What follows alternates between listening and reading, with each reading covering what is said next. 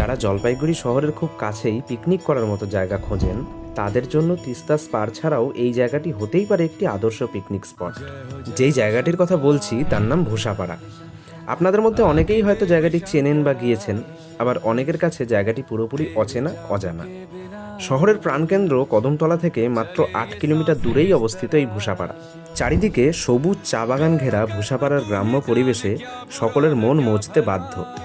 যার মাঝ বরাবর বয়ে চলেছে পাঙ্গা নদী, আর আছে সেখানকার স্থানীয় বাসিন্দাদের মিষ্টি ব্যবহার। ভূষাপাড়ার সৌন্দর্য আরও কয়েক গুণ বাড়িয়ে তোলে স্থানীয় একটি শিব মন্দির। 2023 সালে স্থাপিত হয়েছে এই শিব মন্দির, যেখানে রয়েছে মহাদেবের একটি বিশালাকার মূর্তি, যার উচ্চতা সত্যি অবাক করার মতো। এছাড়া আমি যেদিন গিয়েছিলাম সেদিন জলপাইগুড়ির বিভিন্ন প্রান্ত থেকে অনেক মানুষ তাদের প্রত্যেকের বাড়ির গোপাল ঠাকুর নিয়ে এসেছিলেন এবং আয়োজন করেছিলেন গোপালের বনভোজন। কিভাবে যাবেন? খুব সহজ। 73 মোড় থেকে চাউলহাটি রোড ধরে পাঙ্গা ব্রিজ পার করে কিছু দূর গেলেই ডান হাতে পড়বে বাহাদুর মুন্নাস হ্যাপি হোম বিদ্যালয়। সেটা পার করে ডান দিকে যে রাস্তাটি ঢুকে যায় সেই রাস্তাই আপনাদের নিয়ে যাবে সোজা ভূষাপাড়ায়। তাহলে সময় করে একদিন বেরিয়েই পড়ুন, আর ঘুরে এসে কিন্তু অবশ্যই জানাবেন কেমন লাগলো জায়গাটি। টাটা।